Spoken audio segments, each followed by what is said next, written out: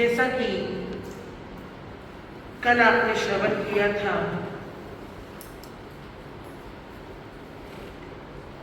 रघु महावीर की अंतिम वाणी श्रीमद् उत्तराधीन सूत्र में 4 दुर्लभ वस्तुओं का वर्णन किया है। पहला मनुष्य का भाव। उसके लिए आपने देखा कि जीव आत्मा अनंत काय निगोद से निकल करके 9 बड़ी घाटियों को पार करके मनुष्य भाव तक आई है।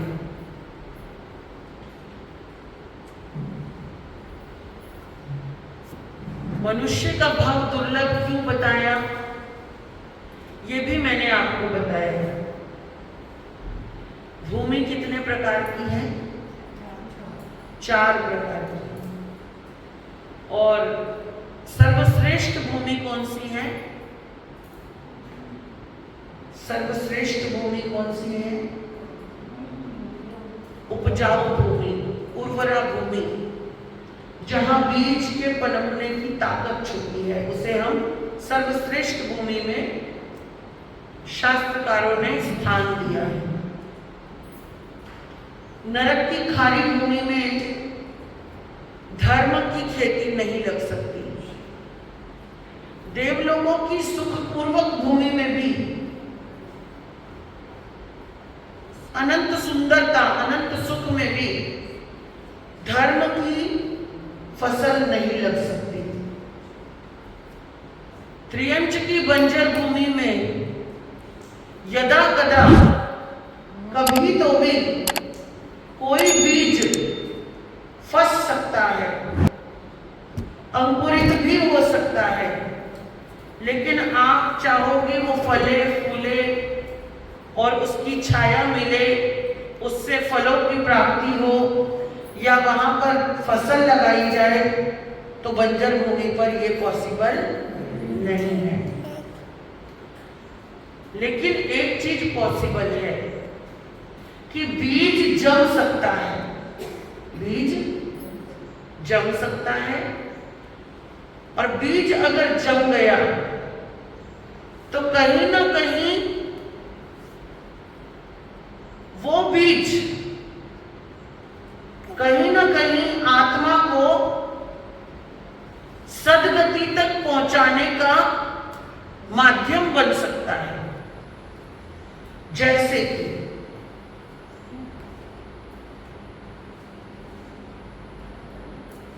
एक जंगल, उस जंगल में एक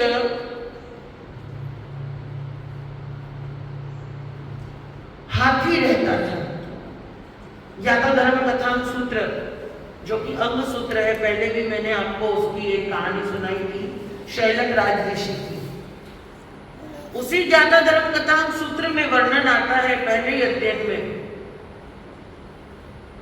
कि एक जंगल था और उस जंगल में एक बहुत खूबसूरत हाथी रहा करता था।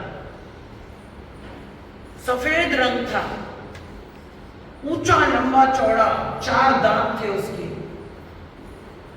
उसका बहुत बड़ा परिवार था, हाथी समूह था, जिसमें बहुत सारे छोटे बड़े बच्चे, हथनियां, पूरा झुंड था उनका। और वो हाथी उनका राजा था। एक समय जंगल में आग लग गई, और जंगल में आग इतनी भयानक लगी थी कि वो हाथी कुछ भी नहीं कर पाया, और कुछ भी नहीं कर पाया, और अग्नि की जो जलन थी, गर्मी थी, वो उससे बर्दाश्त नहीं हो रही थी। उससे क्या, किसी भी जानवर से नहीं हो रही थी। हजारों जानवर जल करके राख हो गए थे, लेकिन हाथी तो बहुत बड़ा होता है, इतनी जल्दी पॉसिबल नहीं है कि उसको कोई संकट टच कर पाए। अब वो हाथी जलन, गर्मी से, ऊपर से प्यास, जब गर्मी होती है तो प्यास भी ज्यादा लगती है, चारों तरफ जल रहा था, गर्मी लग रही थी, प्यास लगने लगी और वो पानी की तलाश में पानी के तालाब की तरफ भागने लगा। जिसको जहां रास्ता मिला सब भाग रहे थे, वो भी भागने लगा। हाथी बहुत बुद्धिमान होते हैं, उसे मालूम था पानी कहाँ मिलने वाला है और वो भागा, लेकिन अग्नि की वजह से, जंगल की आग की वजह से पानी भी सूख गया था। पानी को अगर आप एक बर्तन में डालकर गैस पे चढ़ाओगे, एक हद तक वो गर्म होगा, एक हद तक वो उबलेगा। उबलने के बाद भी अगर आपने गैस बंद नहीं करी तो क्या होगा? धीरे धीरे कम होते होते पूरा जल जाएगा। वो पानी तालाब का भी अग्नि के चारों तरफ की अग्नि के प्रकोप से जल गया था, उड़ गया था भाप बन के। और उस तालाब में बीचों बीच थोड़ा पानी बचा हुआ था, चारों तरफ कीचड़ था। हाथी कुछ सुध-बुध में नहीं है, प्यास भी लगी है, चारों तरफ आग लगी हुई है, जलन हो रही है, शरीर जल रहा है। तपन की वजह से बौखलाया हुआ हाथी उस कीचड़ में घुस गया।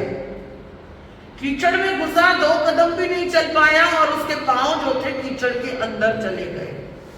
अब वो चाहता है बाहर निकलूं, लेकिन जितना जितना कोशिश करता है खुद को निकालने की, उतना उतना वो और अंदर धंस रहा है।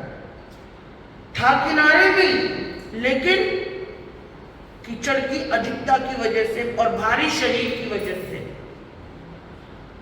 तो कहते हैं आग तो बुझ गई, परंतु 2-3 दिन बीत गए, ना तो उसे पानी मिल रहा है, ना ही वो बाहर निकल पा रहा है।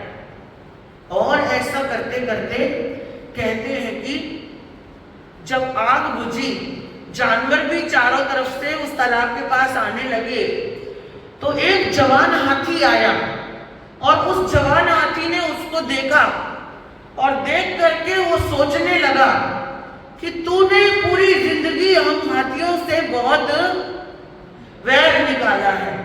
क्योंकि जो पुरुष हाथी होता है, वो हाथी जब जवान होता है, शास्त्रकार कहते हैं कि वो अपने झुंड में किसी और हाथी को बर्दाश्त नहीं करता। छोटे छोटे बच्चे होने तक तो ठीक है, बच्चा थोड़ा बड़ा होता है तो हाथी को खदेड़ देता है बाहर, ताकि उसका जो पूरा हथनियों का झुंड है उस पर कोई और नया हाथी कब्जा न कर ले। देखो बुद्धि कितनी होती है। ऐसे ही शेर की प्रवृत्ति होती है। शेरनियां चाहे 10 होंगी, लेकिन शेर होगा एक अकेला। और इसी तरीके से अब उसको याद आया हाथी को, जवान हाथी को, और उसने क्या किया, मरते हुए हाथी को और अपने दांतों से प्रहार करने लगा, उसको पूरा जख्मी कर दिया। एक तो वो 3 दिन से धंसा हुआ था, ऊपर से उसको प्यास लग रही थी और ऊपर से उसके ऊपर वार पे वार होने लगे, पांव से कुचलने लगा, दांतों से उसको चुभाने लगा और वो हाथी तड़फ कर मर गया। तो आगमकार कहते हैं मर करके वापस उसी जंगल में हाथी बना, फिर से उसका ग्रुप बना, फिर से उसका झुंड बना, फिर से उसको वही सुंदरता मिली, फिर से उसके अंदर वो नेतृत्व की कला थी। वो भी हर किसी में नहीं होती है, लीडरशिप की क्वालिटी पशुओं में भी होती है। फिर से उसको वो क्वालिटी मिली, फिर से उसने अपना एक बड़ा ग्रुप बनाया, बड़ा झुंड बनाया और मस्ती से जंगल में घूमने लगा। लेकिन क्योंकि जब गर्मी आती है, जंगल में अक्सर आग लग जाया करती है।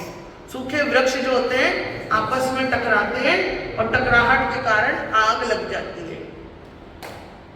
अब वो आग लगी तो उस हाथी ने सोचा ये आग तो मैंने पहले कहीं देखी है, कहाँ देखी करते करते उसको जाति स्मरण ज्ञान हुआ और उसको पूर्व भाव के कुछ दृश्य दिखाई दिए, सारे नहीं, कुछ दृश्य दिखाई दिए जहां वो हाथी है और जहां पर उसको आग की वजह से मरना पड़ा। अब उसने दिमाग लगाया, अब सोचा इस बार जंगल की आग भड़कने से पहले मैं कुछ ऐसा करूं जिससे कि मुझे तो क्या, मेरे ग्रुप के किसी भी हाथी को परेशानी ना उठानी पड़े। अब उसने क्या किया, जंगल में गया और जंगल में जाकर एक लंबा चौड़ा मैदान बनाना शुरू किया, पेड़ों को उखाड़ना शुरू किया एक हाथी ने, और पेड़ों को उखाड़ा, घास पात सब उखाड़ दिए, और उसे करते देख करके उसके बाकी की जो हाथी हथनी थे वो भी काम पे लग गए। सबने मिलकर एक बहुत लंबा चौड़ा मैदान बना लिया, और मैदान बनाया तो कहते हैं गर्मी फिर से बढ़ी, आग जंगल में फिर से लगी, लेकिन इस बार सुरक्षा के लिए सारी तैयारी हो चुकी थी, और हाथियों के झुंड ने आओ देखा ना ताओ मैदान में पहुंच गए। अब हाथी तो बड़े बड़े होते हैं, खड़े रहे तो नीचे भी पूरी जमीन ही जमीन खाली है। हाथियों को एक तरफ जाता देखकर जंगल में जितने भी जानवर थे वो सारे के सारे उस बाड़े में भर गए। अब वहां पर पांव रखने की जगह नहीं है। अब शेर और जंगली गायें भी साथ में बैठे हैं, भैंसा भी साथ में बैठा है, हाथी भी साथ में बैठे हैं, चूहे खरगोश सब कुछ उसके अंदर भर गया है। जिसको जहां जगह मिली एक दूसरे के ऊपर पूरा भर गया। वो जिसकी किस्मत में जिंदा रहना लिखा था वो पहुंच गए समय पर। और कहते हैं हाथी आराम से खड़े हैं, उनको पता है कि अब क्या होने वाला है। अचानक से जो राजा हाथी था उसका नाम आगमकार कहते हैं मेरू प्रभ हाथी था, मेरू पर्वत जैसा दिखता था वो, और उसके कान में खुजली होने लगी, कान में खुजली होने लगी हाथी के। तो हाथी ने क्या किया, अपना आगे वाला एक पांव उठाया और कान खुजाने लगा। अब जैसे ही कान खुजाने के लिए पांव उठाया तो हाथी का पांव कितना होता है, कम से कम इतना बड़ा होता है। इस पांव की जगह जैसे ही खाली हुई एक खरगोश धक्के खाता हुआ वहां आ गया और आके दुबक के बैठ गया। अब जैसे ही बैठा तो बैठा, कोई बात नहीं। अब हाथी के कान की खुजली मिटाकर कुछ ही सेकंड हुए होंगे, कुछ ही सेकंड, जैसे ही हाथी ने पांव नीचे रखने की कोशिश करी तो उसके पांव के नीचे कुछ तो गुदगुदा सा लगा। अब हाथी ने नीचे देखा तो नीचे कौन था, एक छोटा सा खरगोश था। खरगोश को देख करके हाथी के मन में एक विचार आया, मैं भी तो जिंदा रहना चाहता हूँ और ये भी जिंदा रहने की ही कोशिश कर रहा है। अगर मैंने पांव नीचे रखा तो ये मर जाएगा। समाइक ले ली, नहीं तो थोड़ा पानी लेके आ जाए। देखिए, इंसान अगर उस सिचुएशन में होता तो इंसान क्या करता, जगह देता, जगह देता ना ना ना, मेरे बीवी बच्चे पहले, मैं पहले, तू कौन खामखा, चल भाई निकल यहां से, तू जाने तेरा काम जाने। देखिए परिवर्तन कहां आता है। आगमकार कहते हैं विचार कहां बदलते हैं। वो किस भाव में था, पशु योनि में था, लेकिन पंचेंद्रिय था, उसके अंदर मन था, भावनाएं थी, विचार थे, सब कुछ था, है ना। अब और जाति स्मरण ज्ञान था, और उसकी बदौलत मृत्यु का कष्ट उसको याद था। और उसने वो पांव नीचे रखने की बजाय क्या किया, अधर में ही लटका के रखा। क्योंकि बहुत सारे लोगों ने कहानी सुनी है, बहुत सारे लोगों ने नहीं सुनी है। अधर में ही लटका के रखा कि ये मर ना जाए बेचारा, मैं भी तो जिंदा रहने की कोशिश में खड़ा हूं और ये भी जिंदा रहने के लिए यहाँ आया है। जो होगा देखा जाएगा, पैर नीचे नहीं रखना। हाथी 3 पांव पर खड़ा रहा, इतना भारी भरकम हाथी 3 पांव पर खड़ा रहा और आग जलती रही जंगल में। 3 दिन तक आग जलती रही और 3 दिन के बाद जब पूरा जंगल भस्म हो गया तो आग भी शांत हो गई और आग की अधिकता और धुएं की गर्मी से बारिश ही बारिश होने लगी। और बारिश होने लगी तो जानवरों की सांस में सांस आई और सभी जानवर बाड़ा छोड़ करके अपने अपने भोजन की तलाश में निकल गए। निकल तो गए, कहते हैं अब नंबर सारे चले गए तो उसका भी आया, उसको भी जाना था, उसको भी भूख लगी थी। और जैसे ही उसने पांव नीचे रखा, पांव तो नीचे नहीं गया, क्योंकि आप जब एक बैठक में बैठे रहते हो तो क्या हो जाता है, पांव सो जाता है, सुन्न हो जाता है। और वो कितने दिन खड़ा था, वो 3 दिन तक खड़ा था, हिलाया भी नहीं पांव उसने कि कहीं ये मर ना जाए बेचारा। उस जीव को जिंदा रखने के लिए उस हाथी ने एक पल भी नहीं सोचा कि मैं थक रहा हूं, मेरा पांव सुन्न हो रहा है, पांव के साथ साथ मेरी पूरी बॉडी भी सुन्न हो रही है। और वो पांव धीरे धीरे, आपने देखा होगा कभी आप जब एक छोटा सा पांव, नीचे की उंगलियां सुन्न होती हैं और उसे उठाने के चक्कर में हिलाते हो तो पूरा पांव सुन्न हो जाता है, ऊपर तक हो जाता है ना। और जैसे ही उसने वो पांव नीचे रखने की कोशिश में हिलाया तो पूरा शरीर सुन्न हो गया उसका। और सुन्न होते ही वो हाथी जो था धड़ाम से गिर गया। जैसे ही गिरा, अब वो सोच ही नहीं पा रहा कि मैं क्या करूं, अब वो हिल नहीं पा रहा। बहुत सारे हाथी उसके जो ग्रुप वाले थे वो खड़े हैं कि हमारा राजा गिर गया, इसे कैसे उठाया जाए। कोई अपनी सूंड से हिला रहा है, कोई अपने पांव से उसको हिला रहा है, कोई कुछ कर रहा है, कोई कुछ कर रहा है। सबकी आंखों में आंसू हैं लेकिन कोई कुछ कर नहीं पा रहा। और कहते हैं वो हाथी थोड़ी देर वहां पड़ा रहा और उसके बाद उसकी सनसनाहट ने उसको मृत्यु लोक तक पहुंचा दिया। मर गया हाथी, मर तो गया, लेकिन आगमकार कहते हैं मरकर क्या हुआ उसका, मरकर क्या हुआ होगा। हाँ, देवलोक गया नहीं, वो गया राजा श्रेणी के रानी के, धारणी रानी के गर्भ में। जंगली हाथी, बोला ना बंजर भूमि में अगर बीज पड़ जाए, किस चीज का बीज था, करुणा का, जीव दया का, इसका बीज था। कोई दान नहीं किया, क्या ना अन्न का दान किया, ना पानी का दान किया, ना सोने का बिछाने का दान किया, ना किसी पाटले का दान किया, ना किसी, है ना, किसी चीज का दान नहीं किया उसने।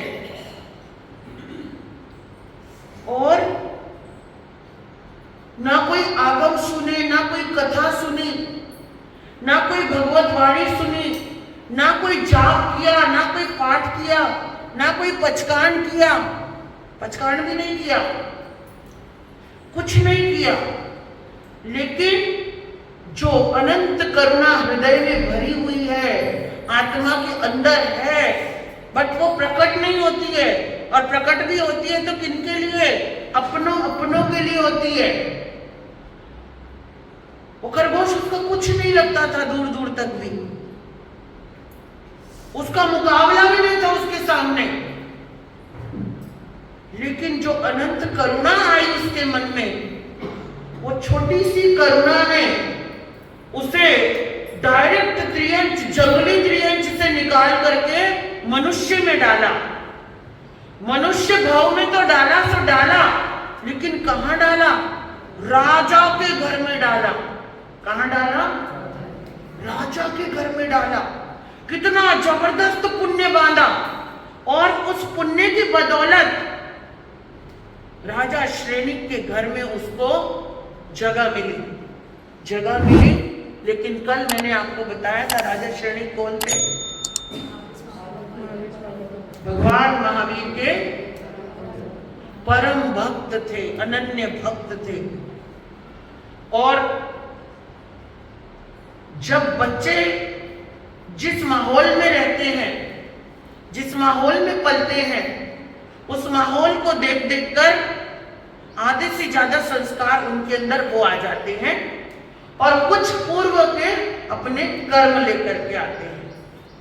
अनंत करुणा में से आया था, तो करुणा तो ऑटोमेटिक उसकी, जब हाथी के जीव में इतनी थी तो मनुष्य के जीव में तो कितनी ज्यादा होगी, और बढ़ गई ना, वो फिनिशिंग आ गई उसके अंदर।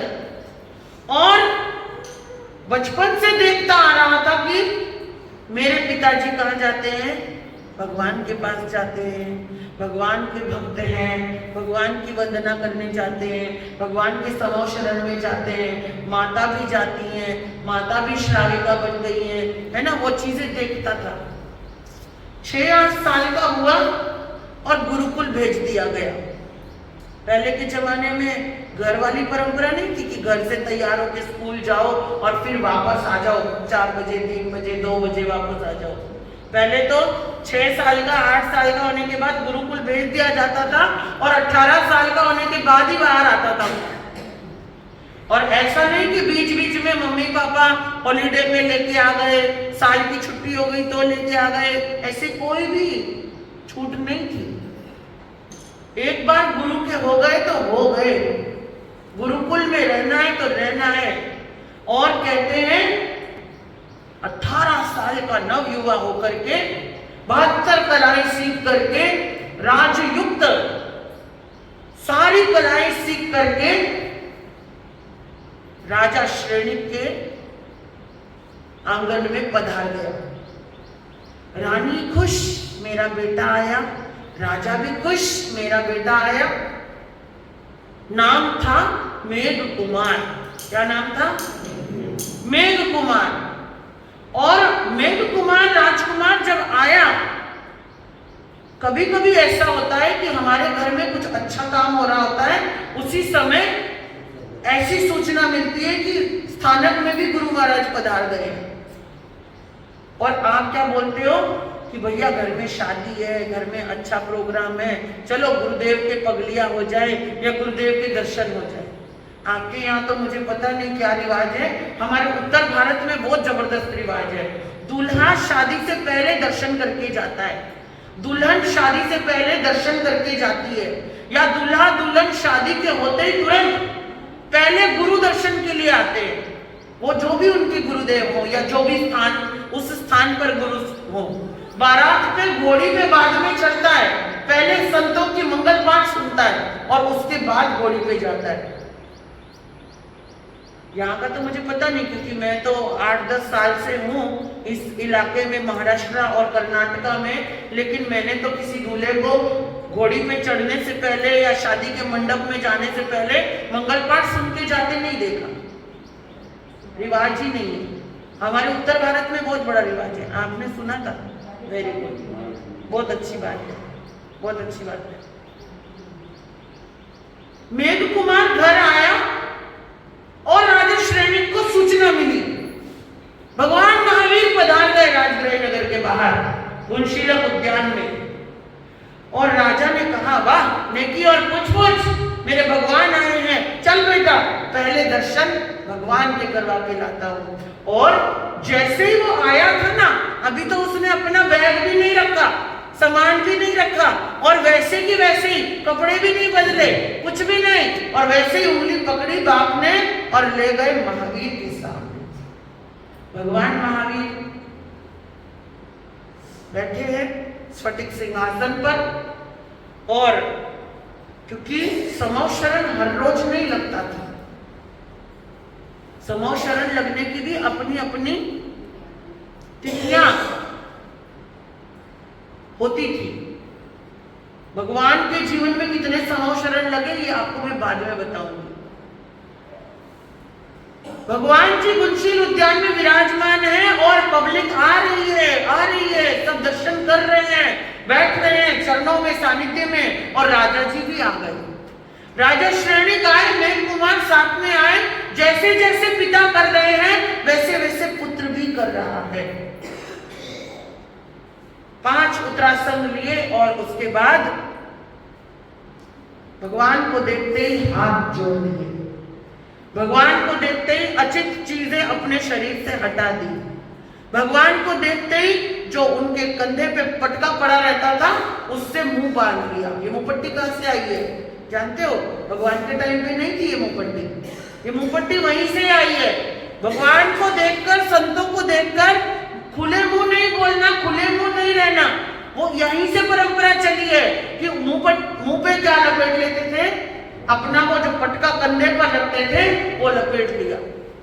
पाँव में जो जूती थी उस जूतियों को निकाल दिया, नंगे पाँव, अचित चीजें हटा दी, है ना। उत्तरासन, चेहरे पर स्माइल, ऐसे नहीं सड़ा कोड़ा मुंह बना के आ जाओ, 1000 परेशानियां सिर पे उठा के और फिर आओ। कई बार तो ऐसा होता है हम मुस्कुराते हैं आपको देख के, पर आप नहीं मुस्कुराते हो, ऐसे ही मुंह बना के रखोगे और ऐसे देखते रहोगे सबको, पता नहीं किसने क्या गुनाह कर दिया। क्यों भाई? अच्छी जगह आए हो, शांति के लिए आए हो, सुकून के लिए आए हो, धर्म के लिए आए हो, मुस्कुरा लो। मुस्कुराने से आधी टेंशन वैसे ही दूर हो जाती है। मुस्कुराने से आधी प्रॉब्लम वैसे ही दूर हो जाती है।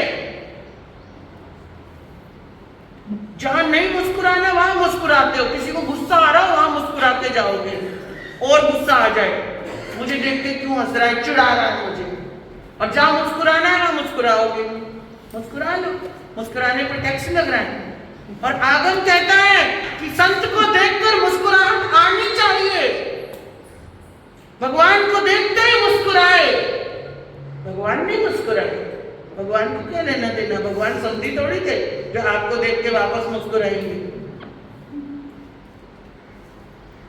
भगवान को देखकर मुस्कुराए, हाथ जोड़े, है ना, शीश झुकाया, आए, आदिक्षणा प्रदक्षिणा करी। आदिक्षणा प्रदक्षिणा से तिकुत्तो अयाइनम पयाइनम बना है। आदिक्षणा दाहिनी ओर से शुरू होकर बाईं ओर आकर के खत्म होती है। ऐसे ही तिकुत्तो भी दाईं ओर से शुरू होकर बाईं ओर आकर खत्म होता है। आपकी तरह नहीं, कोई इधर कर रहा है, कोई इधर कर रहा है। तिकुत्तो भी देख के किया करो, उसकी भी विधि है। भगवान को देखकर उन्होंने आदिक्षणा प्रदक्षिणा करी और करने के बाद आराम से बैठ गए। बैठे, भगवान तो सर्वज्ञ थे, सर्वदर्शी थे, जानते थे, और उन्होंने जीव का स्वरूप और होने वाले 2 धर्मों के बारे में बताया। सभी ने सुना, मेघ कुमार ने भी सुना, पहली बार ही सुना, और पहली बार सुनते ही जैसे ही वाचनी खत्म हुई खड़े हो गए। भगवान, मुझे आपके चरणों में दीक्षा लेनी है। देखो, अभी तो मां से भी नहीं मिला था, दरबार में भी पहुंचा ही था गुरु के साथ, गुरुकुल से निकलकर आया था और भगवान तक पहुंच गया। शुभ कर्म, पुण्यानुपुण्य बंध, पिछले जन्मों के कर्म। आप बोलते हो ना कुछ शुभ कर्म किए होंगे तो जैन कुल मिला, मैं भी बोलती हूँ, लेकिन कहां बैठकर किए होंगे, कौन सा भाव आया होगा, ना ये आपको मालूम है, ना ही मुझे मालूम है। हाथी का जीव कहां पहुंच गया? भगवान महावीर 24वें तीर्थंकर के दरबार में उनकी आंखों के सामने खड़ा है और कहते हैं, भगवान ने कहा, आहा सुहम देवानु प्रिया मां परिबंधन करे, तुम्हें जैसा सुख लगे तुम वैसा करो, लेकिन धर्म कार्य में विलंब मत करो। अगर कोई धार्मिक भावना आई है तो उसमें विलंब तनिक भी मत करो। तो मेघ कुमार ने सुना और पिताजी की तरफ देखा, क्योंकि दीक्षा से पहले माता पिता की आज्ञा होना भी जरूरी है। पिता तो कुछ नहीं बोले, भगवान के सामने खड़े थे, वो क्या बोलते। और वैसे भी पिता को मालूम था कि जो कुछ मैं नहीं कर सकता, अगर वो कोई और कर रहा है तो मैं तो उसमें सहभागी बनूंगा, मैं किसी को मना नहीं करूंगा। और कहते हैं पिताजी ने कहा चलो बेटा एक बार माँ से मिलके आ जाओ, उसके बाद आ जाना। माँ की भी आज्ञा जरूरी थी। घर आया और घर आने से पहले ही सूचना आ गई। हाँ, ऐसी सूचनाएं ना बड़ी जल्दी फैल जाती है। घर को वो तो बाद में घर पहुंचे, उससे पहले सूचना पहुंच गई। मेघ कुमार क्या लेने जा रहे हैं? दीक्षा लेने जा रहे हैं। और माँ का तो अभी तो शक्ल ही नहीं देखी थी, रोना शुरू। और जैसे ही बेटे पर नजर पड़ी बेहोश होकर गिर गई। अब बेटा माँ को उठा रहा है, क्योंकि 18 साल का युवा था, छोटा मोटा तो था नहीं कोई बच्चा। माँ को गोदी में लेके बैठा, माँ को होश में लेके आया। राजा श्रेणिक ने समझाया धारिणी रानी को, और बेटे ने भी समझाया। माँ ने बहुत जिद करी अपनी तरफ से, खूब मनाया, खूब डराया, और फिर आखिरी में कहा बेटा मैंने तुझे पैदा करते समय एक ही चीज सोची थी कि मेरा बेटा राजा बनेगा, तो चल मेरी एक इच्छा पूरी कर दे, तू एक दिन के लिए राजा बन जा। मैं तुझे राजा बना देखना चाहती हूँ। ठीक है माँ, आपकी इच्छा पूरी, लेकिन मेरी भी शर्त है, राजा बनते ही आप मुझे दीक्षा की आज्ञा दे दोगे। ठीक है बेटा, फिर तेरी जैसी मर्जी। और कहते हैं राजा श्रेणिक ने धूमधाम से अपने बेटे को राज सिंहासन पे बिठाया। और जैसे ही राज सिंहासन पे बिठाया, जब राजा बनते हैं तो प्रजा उनसे पूछती है आपका कोई हुक्म। और जैसे ही माता पिता ने पूछा आप बताइए आपका हुक्म, तो कहते हैं मेरी दीक्षा की तैयारी करो। और दीक्षा की तैयारियां शुरू हुई, और मेघ कुमार को खूब धूमधाम से 1000 लोग उठाए ऐसी पालकी में बिठा करके, उसी राजा के वेशभूषा में सजे हुए तो पहले से थे, स्नान पहले से ही किया हुआ था, और गीत गाते हुए, मंगल गाते हुए पूरे नगर के लोग हर्ष उल्लास मनाते हुए, राजा रानी भी साथ में गाते हुए जाते हुए भगवान तक पहुंच गए और उनके चरणों में अपने बेटे को सौंप दिया। दीक्षा हो गई, क्योंकि भगवान के तो बहुत सारे शिष्य थे। कितने शिष्य थे भगवान के? कितने शिष्य थे? 14,000। ठीक है, थोड़े कम ज्यादा होंगे उस टाइम, बट फिर भी हजारों की संख्या तो थी ही। सुबह से शाम हो गई इसी प्रक्रिया में, क्योंकि सुबह से राज्याभिषेक हो रहा था, फिर राजा बन रहा था, दोपहर हो गई थी, फिर दोपहर के बाद वो निकले, है ना, पूरे गांव में उसका वरघोड़ा निकला। उसके बाद शाम तक भगवान के चरणों में आए, और शाम को उनको दीक्षा पाठ हुआ। तो कुछ नहीं आता था, धर्म के नाम पर एबीसीडी भी नहीं आती थी, सामायिक किसे कहते हैं वो भी नहीं आता था, लेकिन दीक्षा ले ली, दीक्षा हो गई। और मन में भाव इतना जबरदस्त है। आगमकार कहते हैं कि जिस समय एक दीक्षार्थी की दीक्षा होती है, उस समय वो ऑटोमेटिक 7वें गुणस्थान में पहुंच जाता है। वो जो हर्ष का भाव आता है ना भीतर में, वो ऑटोमेटिक उसको 7वें गुणस्थान तक ले जाता है, और वो थोड़ी देर रहता है, उसके बाद वापस आ जाता है, क्योंकि गुणस्थान जो है वो भावों से रिलेटेड होते हैं।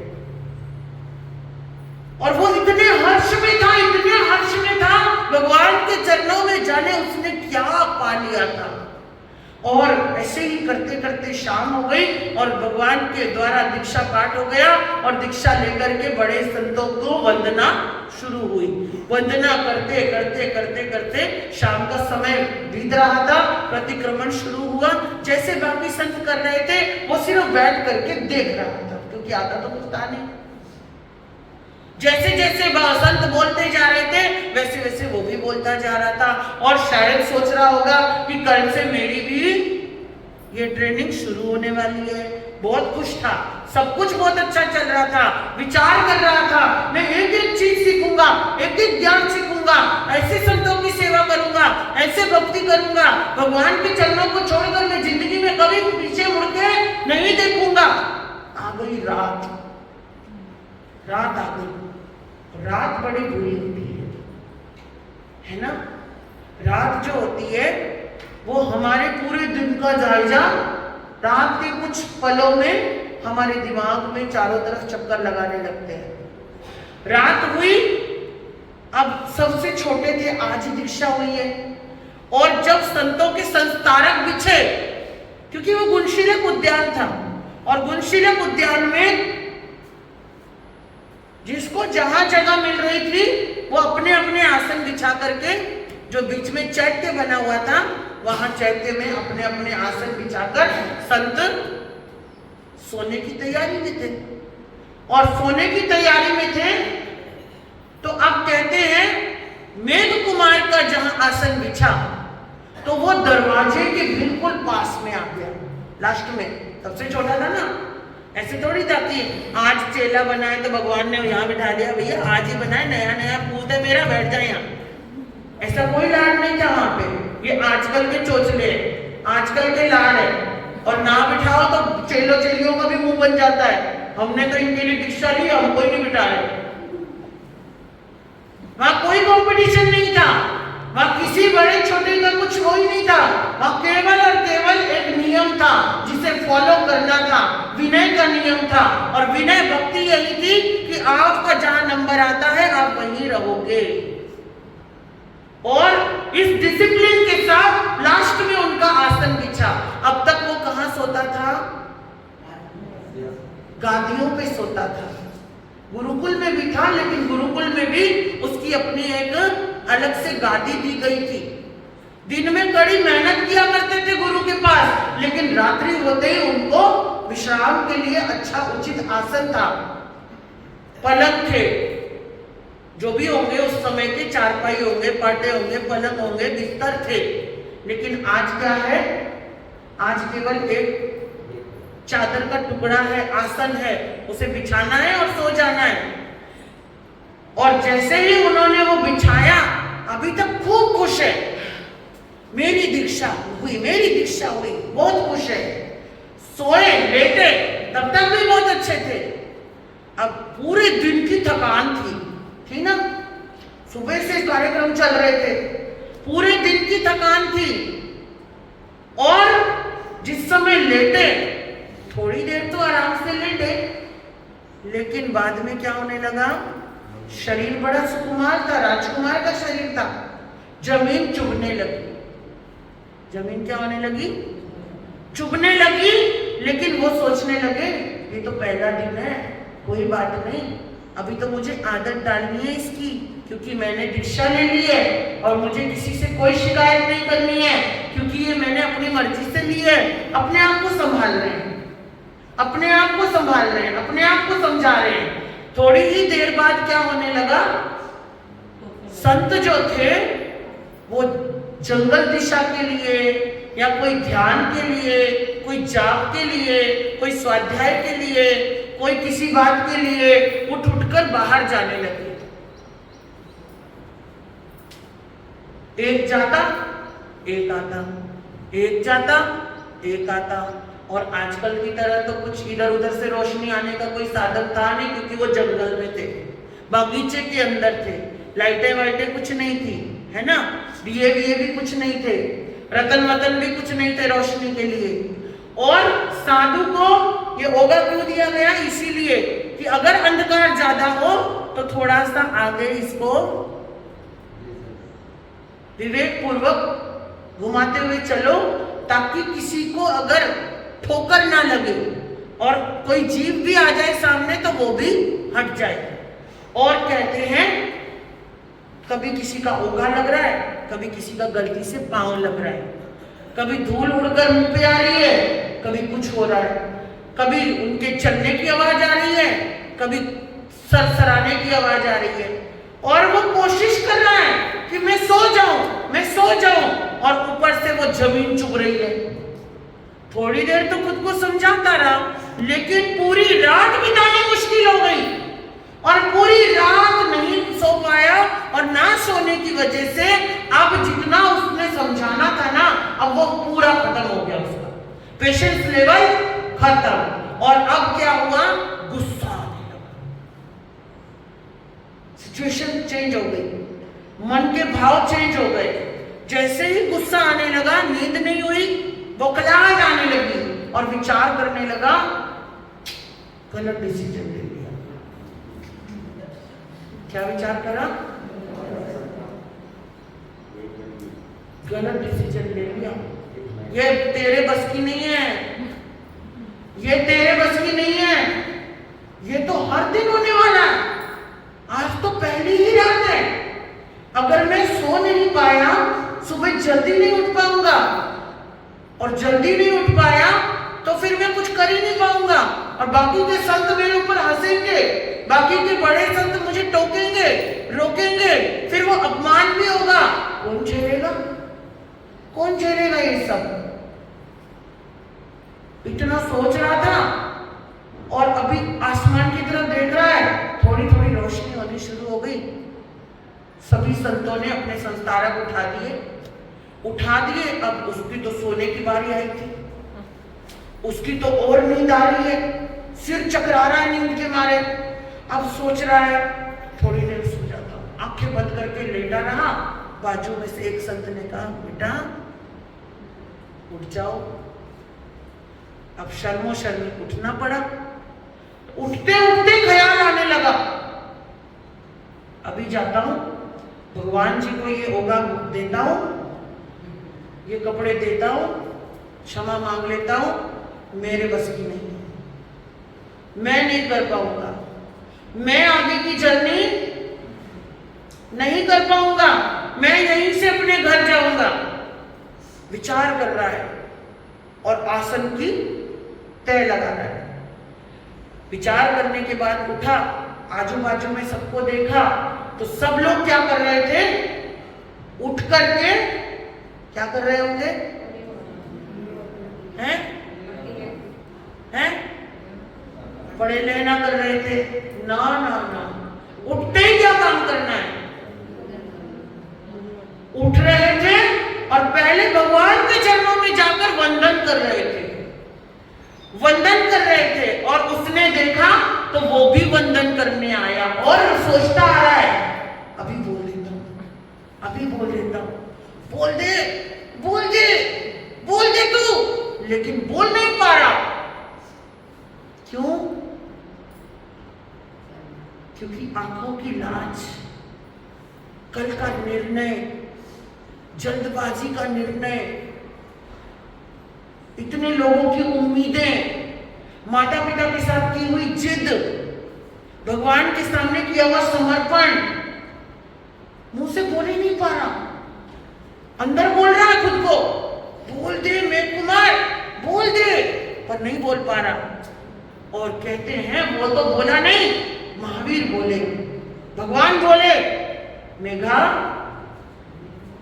बैठो बेटा, क्या हुआ,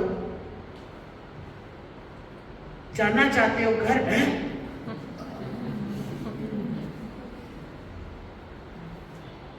होश डोले हो गए। एक पल के लिए भूल गया था कि सामने कौन है, सर्वज्ञ सर्वदर्शी है। आंखें नीचे हो गई शर्म के मारे, जमीन फट जाए और मैं गड़ जाऊं। इनको तो मेरे मन की बात ही पता लग गई, इन्होंने तो खुद ही बोल दिया, हाँ करूं कि ना करूं। अंदर से सोच रहा है, हाँ करूं या ना करूं, हाँ करूं या ना करूं, हाँ कर दूं, लेकिन नहीं बोल पा रहा। और विचार कर रहा है, वो तो जितना जितना सोचेगा इनको पता लगता जा रहा है, सब पिक्चर सब सामने है। भगवान ने मुस्कुरा के कहा, शिष्य याद करो कितना कष्ट सहन करके आए हो। मैंने कब, कहा? अपने मन में सोच रहा है, भगवान से नहीं पूछ रहा। हाँ तुमने, भगवान उत्तर दे रहे हैं मन की बात का। वो तेरे की कि भगवान जी तो मेरी हर बात का उत्तर दे रहे हैं, सोचूं तो भी क्या सोचूं। हाँ, तुमने कष्ट सहन किए हैं, सोचो सोचो, बैठ जाओ आराम से, आंखें बंद कर लो, ध्यान करो, विचार करो, कौन हो तुम, कहां से आए हो, क्या करके आए हो। और विचार करने लगा, कौन हूं कौन हूं कौन हूं, और जाति स्मरण ज्ञान हो गया। क्योंकि सामने तो परमात्मा की शक्ति थी, तीर्थंकर परमात्मा की शक्ति थी, और जाति स्मरण ज्ञान हुआ और देखने लगा कौन था मैं, जंगली हाथी। और कैसे मनुष्य बना, राजा के घर में आया, कैसे पालना हुई 5-5 धाइयों से, कितना सुख वैभव अपार मिला, लेकिन कितनी देर के लिए। कोई पल जा रहा है, किस पल मौत आएगी नहीं मालूम। जाति स्मरण ज्ञान हुआ, अपना भूत देखा, आंखें खोली, भगवान के चरणों में नत हो गए, क्षमा याचना करने लगे।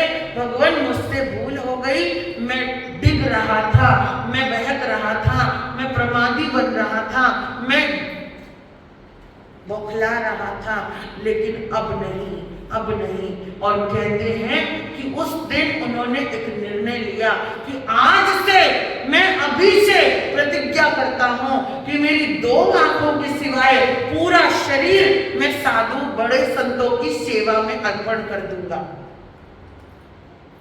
और कहते हैं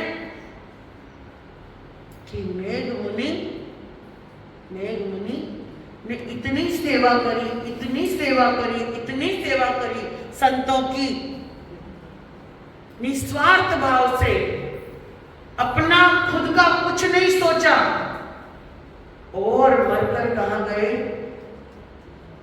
माता जी, विमला बाई। और बोले मुझे माता जी मत कहा करो, मेरे को माता जी बोलते तो सारे मुझे देखते हैं। बताओ, ये भी प्रॉब्लम है, कोई मत देखा करो।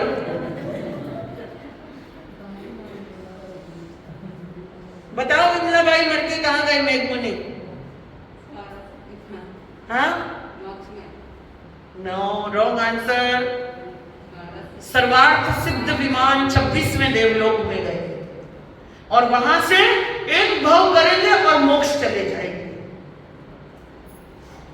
किसकी बदौलत? छोटी सी करुणा की बदौलत।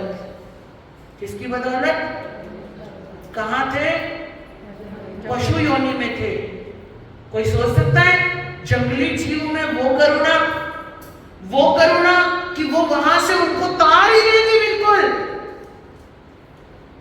ऐसे ही नहीं बनाई गई ये सब चीजें। हर बात के पीछे कोई ना कोई लॉजिक है बहुत बड़ा, हमारे भीतर में है, हर चीज है। ज्ञान का भंडार है, दर्शन का भंडार है, शक्ति का भंडार है, करुणा का भंडार है, सब कुछ है। लेकिन हम मानव होते हुए भी उस भंडार को खोल नहीं पाते। और किसने खोल दिया? एक पशु ने खोल दिया। लेकिन पशु मरकर के मोक्ष नहीं जा सकता, देवलोकों तक जा सकता है, मगर मोक्ष तक नहीं जा सकता। क्यों? क्योंकि वो सोच सकता है, आचरण कर सकता है। आचरण भी कितना? आगमकार कहते हैं कि एक पशु, एक त्रियंच श्रावक के 12 व्रतों को भी स्वीकार कर सकता है। लेकिन कैसे? सिर्फ मानसिकता में, सिर्फ मानसिकता में इतना प्रबल हो जाता है। ये बात हम कल करेंगे, क्योंकि आज के लिए आपका समय समाप्त हुआ। घड़ी में बज गए 10, बोलती है बस।